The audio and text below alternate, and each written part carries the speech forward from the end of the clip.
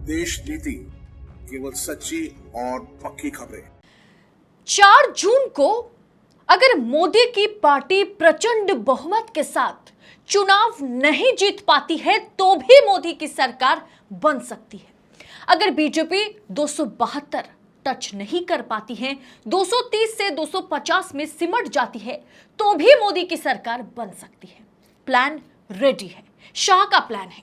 Plan B, अगर मोदी का रथ 250 पर अटक जाता है तो शाह मोदी को प्रधानमंत्री बनाकर ही छोड़ेंगे, इसमें कोई दो राय नहीं। लेकिन सवाल है कैसे? इसका जवाब आपको अशोक वानखेड़े जी देंगे वीडियो में आगे। लेकिन इस प्लान बी में चुनाव आयोग शामिल है, लोकसभा स्पीकर शामिल होंगे, राष्ट्रपति घसीटे जा सकते हैं। बड़ा प्लान इस लोकतांत्रिक बिल्डिंग में, जी हां, इस लोकतांत्रिक बिल्डिंग में सेंधमारी की कोशिश की जाएगी। लेकिन चाणक्य का, शाह का प्लान बी रोकने के लिए बीजेपी के ये दिग्गज, आरएसएस प्रमुख मोहन भागवत, नितिन गडकरी, राजनाथ सिंह, योगी आदित्यनाथ, वसुंधरा राजे, शिवराज सिंह चौहान और साथ ही साथ सीजीआई डीवाई चंद्रचूड़ अगर खड़े हो जाए तो 230 सीटों के साथ सबसे बड़ी पार्टी होने के बाद भी मोदी का बिस्तर गोल गोल हो जाएगा। अब 2024 का चुनाव मोदी के हाथ से निकल चुका है। ये दिग्गज तय करेंगे कि 4 जून के बाद क्या होगा।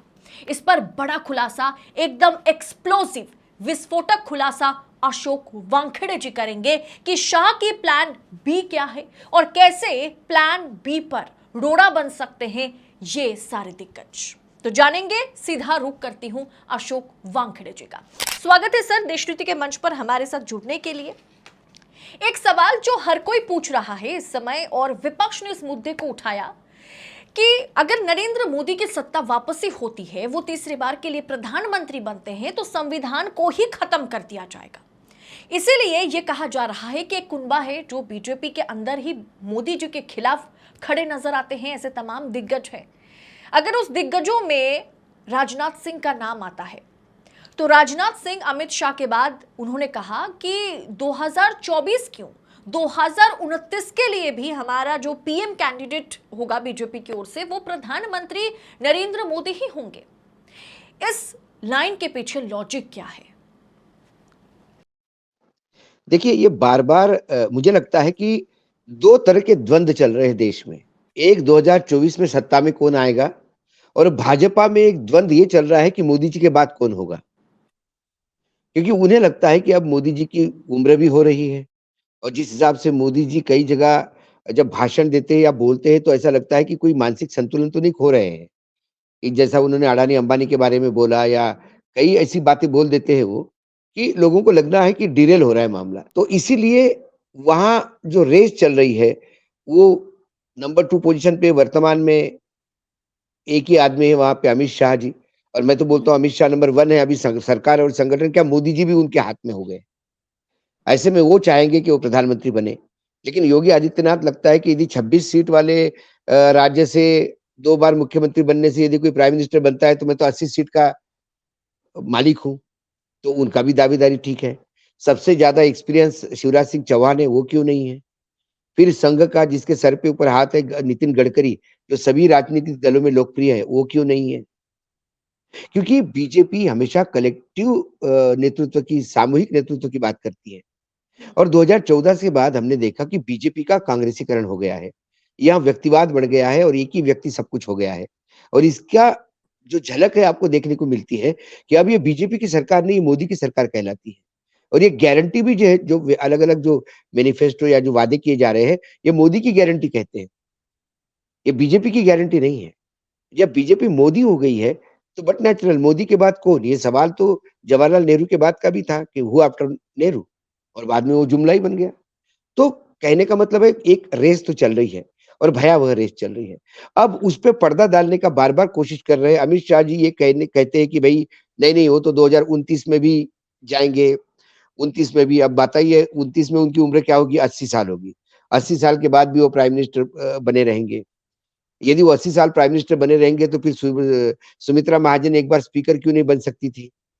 फिर येदियुरप्पा क्यों नहीं लगातार सत्ता में रह जी, सकते वही थे? तो मोदी जी फिर तीसरे बार यशवंत आएंगे तो चौहान फिर ने क्या सवाल ही नहीं रहेगा ना। यशवंत सिन्हा ने क्या बुरी बात की थी? आडवाणी जी और जोशी जी ने ऐसा कौन-सा पाप किया था कि उनके उम्र के नाम पे उनको रिटायर्ड किया गया है? ये क्या सब्जेक्टिव है क्या? आप एक कहो कि एक हमारी परंपरा है कि 75 के बाद कोई नहीं, बाद में कहो कि संविधान में ऐसा कोई कानून ही नहीं है।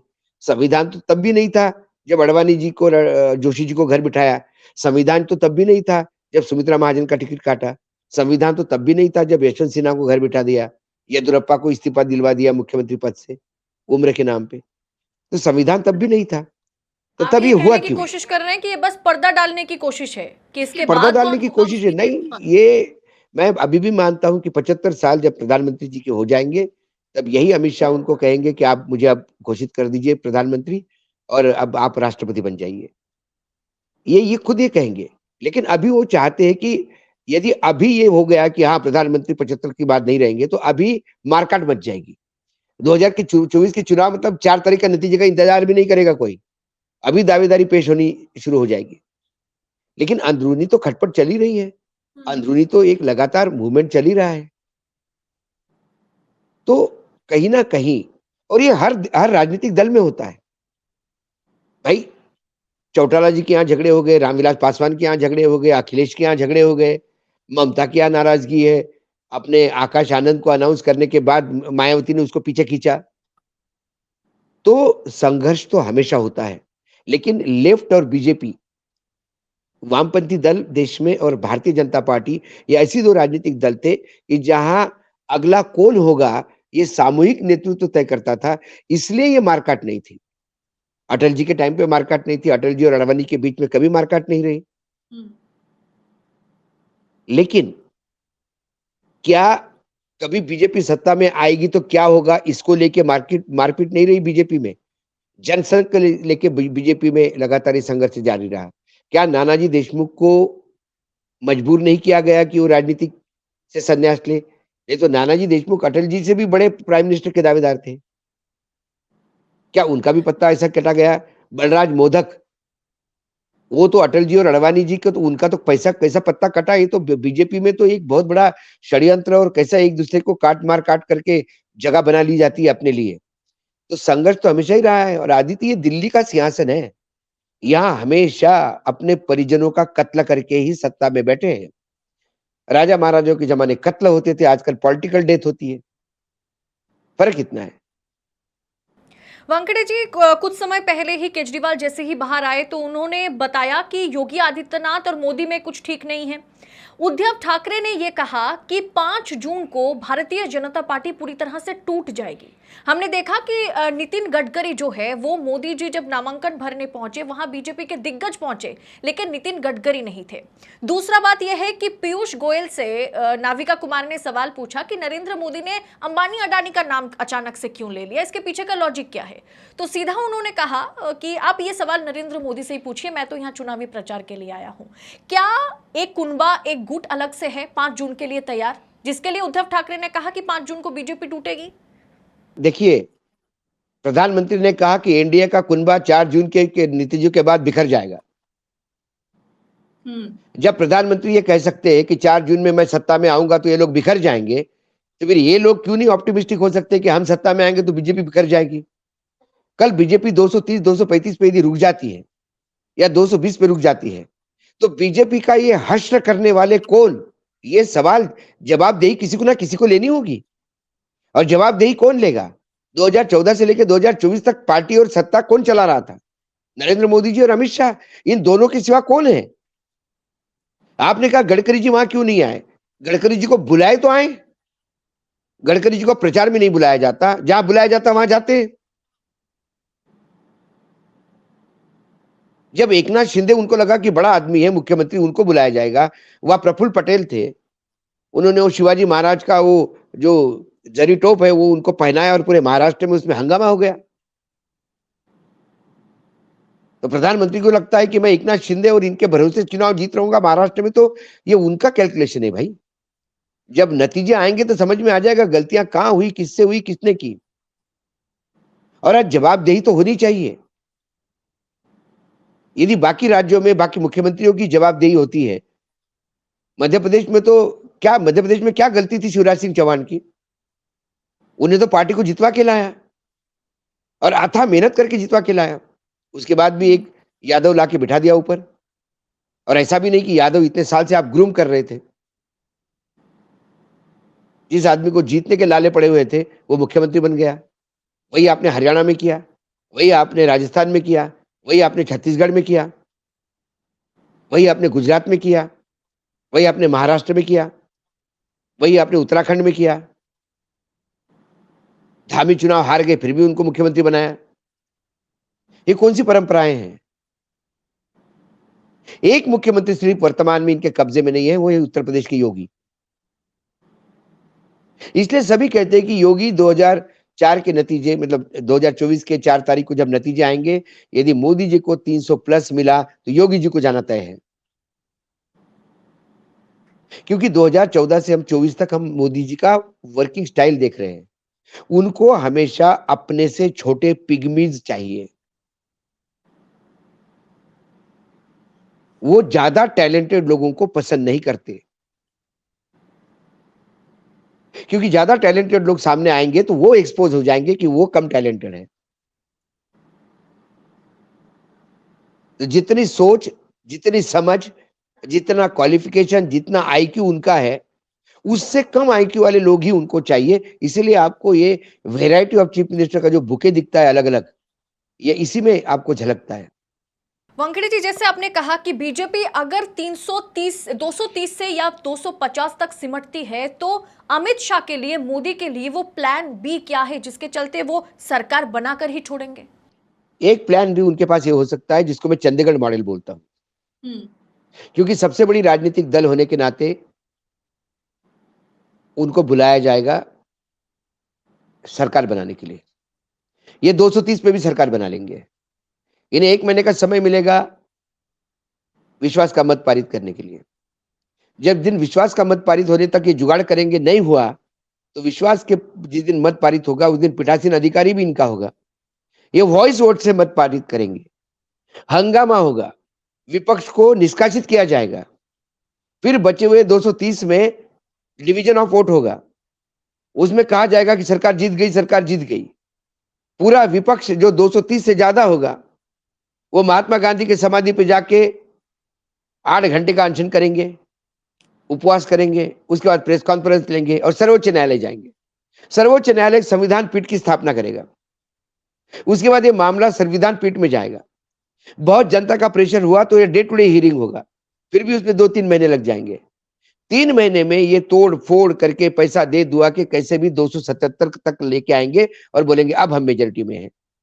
इसे मैं चंडीगढ़ मॉडल बोलता हूं, जो चंडीगढ़ के मेयर के लिए उपयोग में लाया गया। चंडीगढ़ के मेयर अपना होना चाहिए, अपने पास नंबर नहीं है, इसके बावजूद मेयर जबरदस्ती बनवाया गया, ये जानते हुए कि ये मामला कोर्ट जाएगा और कोर्ट में हम हारेंगे। ये इतने मूर्ख नहीं है, ये सब जानते थे। लेकिन कोर्ट में जाना और कोर्ट का निर्णय आना, इसके लिए जो 1.5 महीने का समय मिला, 1.5 महीने में इन्होंने आदमी खरीद लिए। ये कोर्ट भी जानता था। डीवाई चंद्रचूड़ साहब के शब्द है कि मैं चिंतित हूं हॉर्स ट्रेडिंग के लिए, I am worried about the horse trading. तब भी हमने कहा था सर्वोच्च न्यायालय यदि चिंता करने लगे तो फिर देश तो डूब ही जाएगा। देश जब चिंता करता है तो उसका तोड़, उस चिंता का निदान, उस चिंता के लिए क्या होना चाहिए, यह सर्वोच्च न्यायालय बताता है। जब सर्वोच्च न्यायालय ही चिंता करने लगे तो फिर वो लोग कहां देखेंगे? और उनकी चिंता सही थी। 3 लोग तोड़ दिए उन्होंने। वहां दल बदल कानून तो होता नहीं कारपोरेशन में, अब मेजोरिटी में आ गए हो। ऐसा ही कुछ मॉडल होगा। लेकिन ये बी प्लान तब काम होगा अदिति जी, जब बीजेपी में शांति बनी रहेगी। 230 पे बीजेपी शांति बनी रहेगी ऐसा मैं मानने को तैयार नहीं, क्योंकि बीजेपी में 90% लोग अंदर से भरे पड़े हुए हैं। क्योंकि आपने जो इज्जत कमाई है वो डरा डरा के कमाई है। You have been respected because of the fear, not because of the love and the affection you have given to the people. Modi ji की एक टैगलाइन है, डरा के सत्ता शासन करो। और जिस दिन आप डराने की स्थिति में नहीं होते हो, उस दिन जिनको आप डरा रहे हो, वो शेर बन के आपके सामने खड़े हो जाते हैं। इंडिया में कितने घटक दल है, उसमें से कितने गन पॉइंट पे हैं? कौन है इनका नेचुरल अलाइज? शिवसेना था, अकाली दल था, अकाली दल बाहर है, शिवसेना जो है एकनाथ शिंदे वाला गन पॉइंट पे, ईडी के नोटिस पे है। तो जब आदमी संकट में होता है तो आपके दोस्त आपका साथ देते हैं। जबरदस्ती आपको किसी को दोस्त बनाया, वो कभी साथ नहीं देगा, वो तो चांस देख के भाग जाएगा या बदला लेने का प्रयास करेगा कि अच्छा, जब मैं फंसा था तो आपने मुझे निपटाया था, आज आप फंसे हो तो आज मेरी कीमत मैं वसूल करूंगा। क्या फिर उस हिसाब से देखा जाए सर तो पूरा गेम जो है वो मैच ही मोदी के हाथ से निकल गई है, क्योंकि अब बीजेपी के दिग्गज नेता, बड़े बड़े नेता तय करेंगे कि बीजेपी का 4 जून को क्या होगा। वो नरेंद्र मोदी के हाथ में अब नहीं है। किसने कहा नरेंद्र मोदी जी के हाथ में चीजें क्यों आई? क्या सिर्फ 26 सीटों के भरोसे नरेंद्र मोदी थे?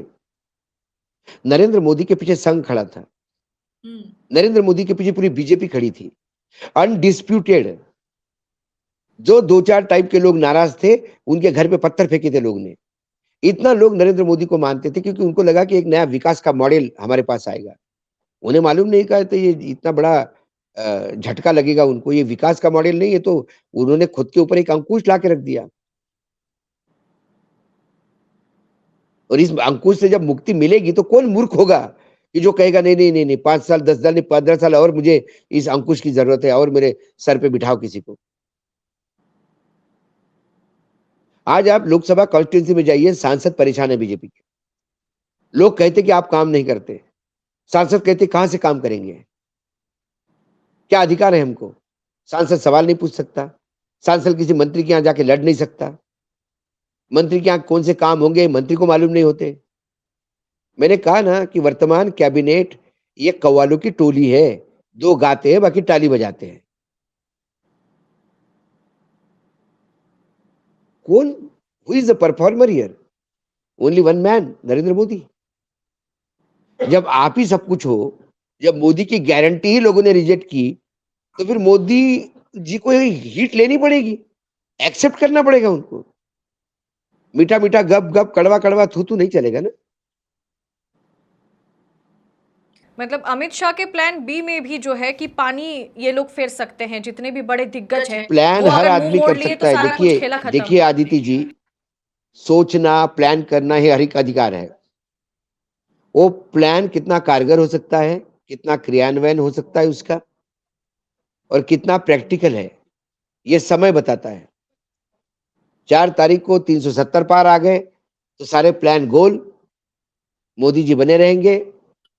और ये मुझे भी लगता है कि 75 साल होने के बाद मोदी जी खुद ही कहेंगे कि मैं रिटायर्ड हो रहा हूं, नई परंपरा शुरू करता हूं।